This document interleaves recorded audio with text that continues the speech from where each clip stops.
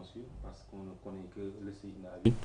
Je suis étudiant en multimédia, internet et communication à l'université numérique Cheikh Hamidou Kane, rattaché à l'espace numérique ouvert de Saint-Louis. En même temps aussi, j'évolue dans l'univers cinématographique parce que j'aspire à devenir peut-être acteur. Bref, dans ce cadre, j'évolue aussi dans le modèle mannequinat genre yooyu noonu.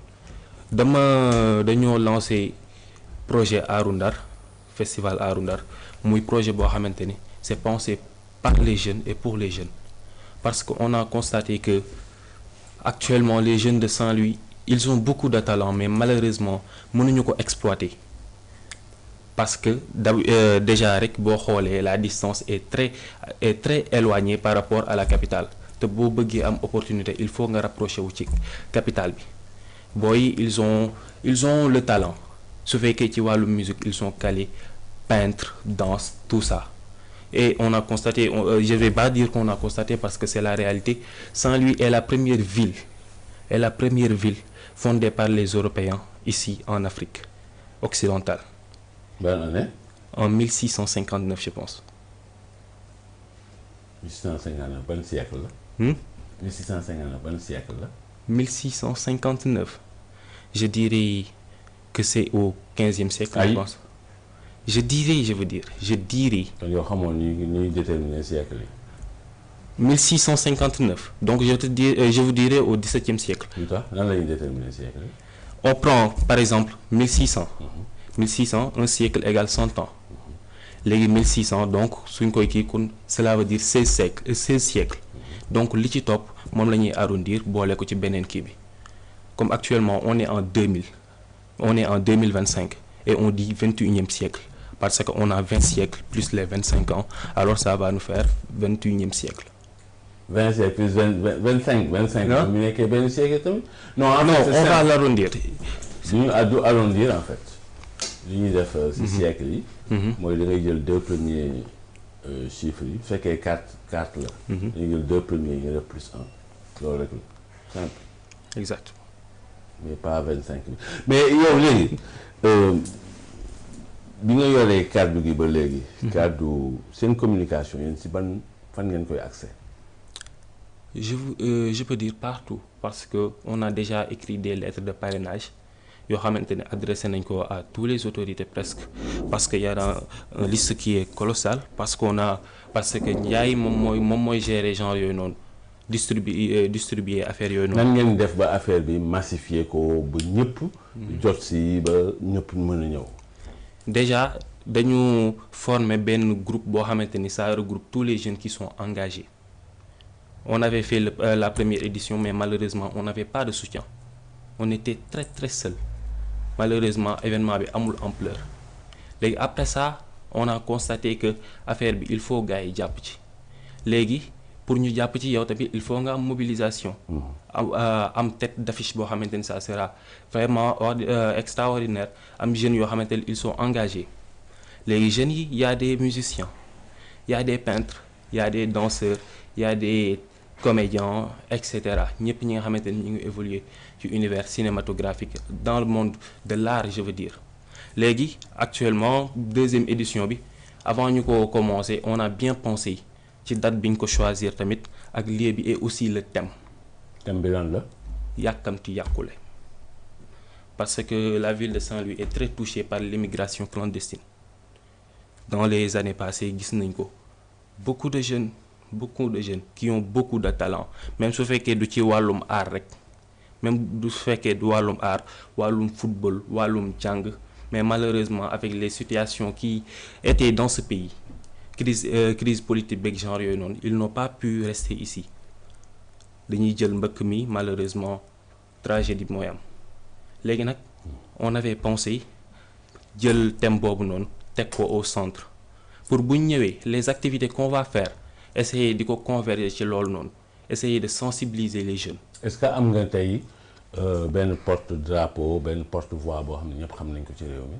benn porte-voix. waaw koo xam ne ku siiw la ku jàpp si mbir mi. non pas tellement nag. waaw am na mais à Saint-Louis tey. am nañu siiw ñoo xam ne tey war nañ si mën jàpp pour affaire bi dem El Hadj Diouf Saint-Louisien. exactement mais ngeen gis ko. non Ndiaye moom mooy gérer genre yooyu noonu nag. ah mais yow mi gérer communication. war nga parce que communication aussi. xam nga exercice de relais la. ay relais ñoo xam ni. relais communication ñi moom ñaar la. relais ak ampli. dañuy ut koo xam ni dafay yeggale mbir mi ak koo xam ni daf koy gën a yaatal. moom la ñuy wax moo tax ñu naan la télé c'est un média amplificateur. rajo c'est un média amplificateur léegi nag dafa am ay nit yoo xam ne ñoom seen bopp rek. ampli lañ. dañ lay may riir. nga laaj jub dañ may riir. waaw. dañ dem seetu ko. mais du laaj ju fekkee nekk ndar. non non c'est que actuellement loolu du problème bi mais malheureusement gars yi bu ñu gisee ne amoo doole par exemple ni nga war a toll comme dayo bi nga war a am visibilité bi nga war a am amoo ko duñ la jox gëdd. attention loolu victimisation. non ce n'est pas de la victimisation parce que si tel était le cas dañuy toog suñu coin di xaar nit ñëw jàppale ñu. victimisation bi du toog mooy wax ji nga wax ji. ne gars yi soo amul kii doo amul gëdd loolu mooy victimisation. li ngay def mooy. amoo doole léegi da ngay jéem a bootu ci ku am doole. exact. da ngay dem si koo xam ne moom soxlawul dërëm soxlawul ñaar dërëm lu mu soxla moom si boppam mooy jàpp si mbir mi. moo tax bi ñuy adressé suñu lettre de parrainage yi actuellement mu ngi nii liste bi elle est colossale le président Diomaye Diakhar Faye Ndiaye dem na ba pare il a déposé ça le président Ousmane Sonko Mary Teuw Niane Cheikh Bamba Dièye Waly Balago Seck Ahmed Fall Braya Mansour Faye El Hadji Ndiaye Mountaga Diaw Fata El Presidente Khady Diène Gueye Mame Sera Ba Fatou Diakhaté Marie Kane Maymouna Camara honorable député madame Aminata Gueye madame Diarry Sow Seynabou Yacine Samb madame Adja Dem Aminata Yade et beaucoup d'autres. léegi ñooñu. da ngeen def lettre jébbal leen ko. exactement lettre yi dem na. dem na. est-ce que dem ngeen gisee ak ñoom. doo am accès boobu noonu. doo am accès boobu. li mooy victimisation la. non tu connais tes limites. Ce sont des personnes qui sont vraiment occupées. léegi yow jeune bu mel ni yow bu toogee di wax limite nii man ça me fait peur jeune warul waxee nii. asamaan yi war a nekk sa limite. je comprends. dem gisi tey El Hadj Diouf gisi tey Seynabou Yacine Samb. je pense que vous m'avez pas compris. ah bon. kon li nga wax ni formule la pour defar missile moo tax mënuma ko comprendre xam naa. non li ma lay expliquer mooy. lan nga fi mën a wax lu ma mënul comprendre nga foog. non du question de mënul comprendre parce que fii lépp lu ñu fi wax ak ni ñu ko war a waxee forcément nit ki war na ko mën a comprendre. lan laa comprendre. kon léegi par exemple boo fi jëlee par exemple un certain le directeur du cabinet présidentiel Mary Teuw Niane mënoo am accès dem toog ak moom. di ko expliquer sa projet genre yooyu noonu parce que il n'a pas ce temps. ok léegi yow amuloo yaa ngi wax ñi nga xam ne. mënoo am accès si ñoom parce que amuñ sa temps. waaw mais am na ñeneen ñoo xam ne am nañ sa temps mun nga am accès si ñoom. oui dem nañ fa nag. ah léegi ñi nga xamante ne am nañu accès. ci wax ñoom ñu kan ngeen dem si ñoom si ñi nga cité nii kan ngeen dem si ñoom. madame Diarra Sow directrice OLAC. Seynabou Yacine Samb non pas Seynabou Yacine Samb Adja Dem c'est une actrice. Aminata Yade Khass c'est l'ambassadrice du festival. Madame Fatou Diakhaté c'est une grande dame à Saint-Louis. Fata El Presidente non pas lui. Malheureusement je n'ai pas répertorié ñi nga xamante ni ñoom la ñu gis ak ñi nga xamante ni ñoom la ñu jébbal les lettres mais ils sont là. très bien léegi yow li nga bëggu tey mu leer ci bopp ñëpp lan la. ñu jàppale jeunes yi parce que loolu noonu dañ koy créer ci toit yëpp peut-être parfois dañuy toog dañoo war a jàppale jeunes yi mais après dan moo ci suivre on ne voit absolument rien. jeunes yi ñoo war a jàppale seen bopp. jeunes yi ñoo war a jàppale. je comprends bien cela jeunes yi ñoo war a jàppale seen bopp moo tax suñu première édition. ñu def ko demandé ci mais amuñu ci dara mais n'empêche on l'a fait. kan moo ko financé woon. lan on l'a pas financé on a dañoo dem avec les moyens du bord waaw loolu mooy financé. yaa ngi ko financé seen bopp ak li ngeen am. waaye on peut dire donc. ñun ñoo léegi ci demal ak deuxième édition bi. kañ la date bi.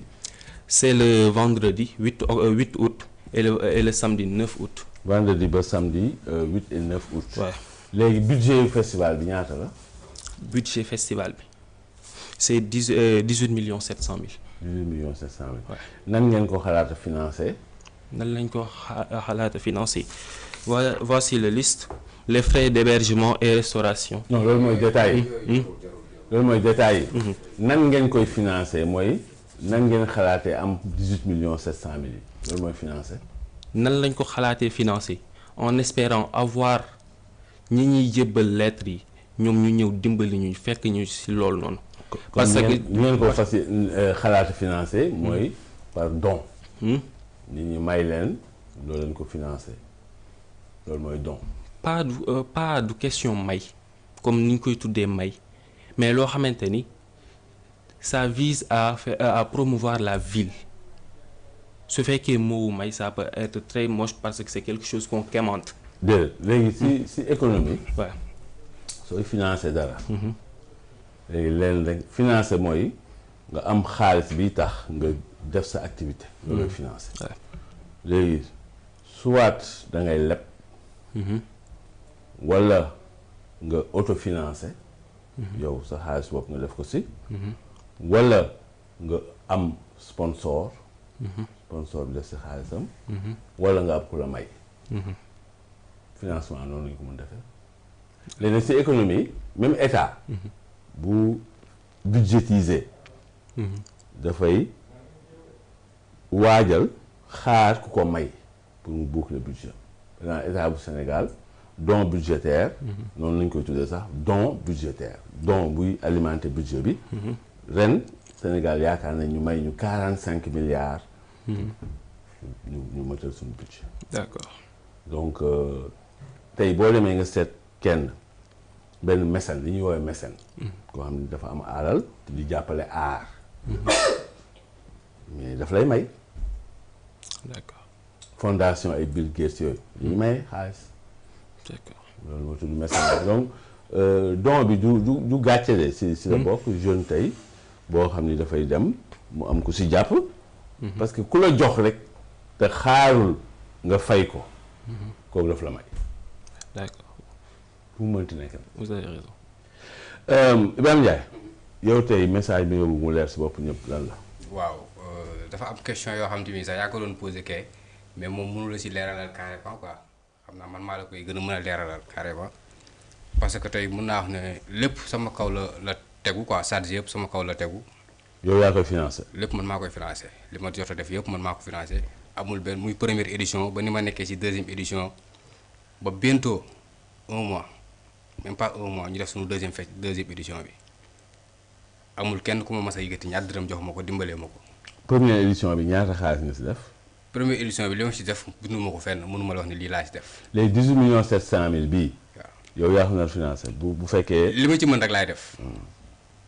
sama budget bi ma teg. lii mooy sama budget yóbbul ko premier ministre Ousmane Sonko yóbbul ko président de la république yóbbul ko Mary Teuw Niane képp kuy autorité boo xam ne am naa yaakaar ci ne su ma la bindee di nga jot li ma bind. dama bind yóbbul la muy liste bi mu liir nii léegi ñooñu ñëpp ku ci nekk jot nga sama lettre maa ngi sa décharge moom laa koy wax noonu lépp lu ma ci war a def naa ko. li mu mën nag laay def yem ci am na loo xam ne mënuma ko dinaa def ay effort dinaa jël def li mu mën ak li nga xamante ni sax mënuma ko mu dugal ko ci daal di woote nag ñi nga xamante ni tey ñu ñooy suñu ay autorité parce que tamit ñun lañ fi nekkal milliards yi budget yi fi nekk nii ñu teg ko fii pour suñu ay projet la. waaye nag temps yi réew mi amul xaalis de. waaw mais l'essentiel dafa la war a def rek parce que yàlla bi fi nekkoon jamono yu Macky Sall yàlla boobu moo fi nekk ba léegi comprendre mais yàlla bay sa tool. non même tuuti rek ma ñëw. dafa am fu may dugg fa am solo quoi te boo ma interrompé rek waaw damay jànnaxe quoi yàlla bi fi nekk jamono yi Macky Sall yàlla jooju moo fi nekk ba léegi nit ñi depuis boobu ba léegi réew mi lu mu metti ñii faj suñu ay soxla ñii suturlu. ñi ngi sant yàlla bu baax. non loolu dama si àndul la. non am na ñoo xam ne bëgguma sax dugg ci loolu parce que loolu tax mu fi jóg mais boo déggee mu wax la loolu rek yow yaa ma xaw a pousse tuuti ba xaw a saaraan foofu mais fi ma bëgg waxee mooy l'essentiel man mi nga xamante ni tey man maa teg projet bi ànd ci ak samay nit ku si mel ne ñii ay ñoom grand As ñoom grand Amadou Camara ak ñeneen ak ñeneen mënuma lim ñëpp ñoom ma jóg sama benn grand Maodo ñoom ñëpp ñu daje toog déglu ma waxtaan ak ñoom may leen projet bii laa xalaat parce que man artiste laa avant tout man artiste laa bi ma waxtaanee ak ñoom ñu jàppale ma ci projet bi ma bind fépp fu ma war a yóbbu projet bi yóbbu naa ko wax dëgg yàlla muy première édition bi jamono yooyu jamono yi fi président Macky Sall nekkee moo nekkoon suñu première édition amuñu woon sax jàppale ci état bi mais nag amoon nañu ay réponses yu dundee yaakaar yàlla dogal ñoom ñu jóge fi. bon léegi Ibrahima Ndiaye il faut ñu avancer. message bi nga bëgg mu leer ci bopp ñëpp lan la. waaw non message bi ma bëgg mu leer ci bopp nit ñi mooy ñun doonoo yanu lu ñu àttanul bëgg ku ñu ci jàppale ci yan bi. te léegi ñi ngeen bëgg ñu jàppale mooy ñi ngeen bind nii. ñii dañoo am yaakaar ci ñoom. très bien gannaaw bu ñu amee ci yàlla yaakaar ba pare parce que nit mooy garabam dañoo am yaakaar ci ñoom pour ñëw taaral bis bi rek lañ soxla ci ñoom lu ñu mën a dimbalee ñu ko ñu mën a avancer nekk suñu 3e édition incha allah. macha allah Rachid tey sa message. bon sa message mooy nekk comme déglu naa lu fi jot a jàll yëpp donc di leen encourager aussi parce que la vie n'est pas facile mais man y a une chose que je ne peux pas accepter mooy toog di xaar les financements donc vous êtes à Ndar à Saint-Louis donc da ngeen di fexe ngeen cotiser même su fekkee 5000 par personne avec cette 5000 même su fekkee benn 100000 la mun nga ci planifier benn affaire Ousmane Sonko vous a montré le chemin les bracelets qu'il vendait pour financer la partie les Lacoste qu'il vendait donc loolu yëpp ay chemin la yoo xam ne war na leen yoon donc pourquoi kii donc bëgguma sori ci loolu noonu. ñi ci sax parce que tey ñu ci suñu 2e édition te kenn moo suñu jox fukki dërëm. waaw mais léegi tamit li mu wax mooy. yow fu mu toll nii yow yaa gàddu lépp côté finance. gars yi dañu war a cotiser loolu rek la wax et puis beneen bi mu wax bu am solo mooy ngeen imaginer innover benn yoon pour am xaalis. effectivement xaalis dañ koy liggéey ci xel. si donc ba may bañ a sori foofu peut-être après dinañ ci gën a waxtaan donc beneen bi mooy lu ma bëgg a jàllale mooy les commerçants yi nga xam ne aussi dañuy dem Chine bëgg ay marchandises donc bu ñëwee Africa Soka dinañ leen jàppale parce que am nañ base en Chine donc dinañ leen mun a jëndal lu ñu soxla muy ku bëgg a charger conteneur par voie aérienne donc yooyu yëpp mun nañ leen. du soxlaate ñoom ñuy dem du soxla ñuy dem à partir de là bu ñëwee Africa Soka nañ la fajal sa soxla yëpp parce que dañu nekk en collaboration ak marché chinois bi d'autre part aussi mooy suñu prix mooy gën a xéwale parce que ñun jëndeewuñu ci marché bi dañu nekk ak ci usines yi la ñuy jëndee. directement donc loolu directement donc nekk amul. waaye léegi Africa Soka bu ñu ko toppee ñun kañ lañuy am industrie ñun tamit. bon bu fekkee toog nañ ak président parce que am na yoo xam ne dafa entre état la ci état rek nga ko mën a jaarale moo tax bind nañ leen donc premier ministre ak président de la république bu ñu toogee ak ñoom ba am ay accord à partir de là mun nañ fexe indi partenaires yooyu ñu créer fi ay industrie. Abdoulaye Lo aywa gis nga sketch bi. waaw gisaguma ko maa ngi koy seet mais gisaguma ko. Abdoulaye da ngay fooy sa xel de. mais Tunkara il faut que ñu nangu benn affaire ñun ñëpp. Abdoulaye ma laaj la dara. gis nga est-ce que politique yow jaral na la wax lu dul dëgg. parce que li nga wax amul loolu nag laay xeex mais di nga ko gis Tunkara. sketch bi nga wax amul. wallaahi am na man maa ko seetaan. waaye léegi nga génne woo ko. Tunkara ma wax la benn affaire man du ma wax mukk lu dul dëgg. waaw sketch bi waaw mais maa ngi koy seet mais dama ko gisaguma ça ne veut pas dire que amul.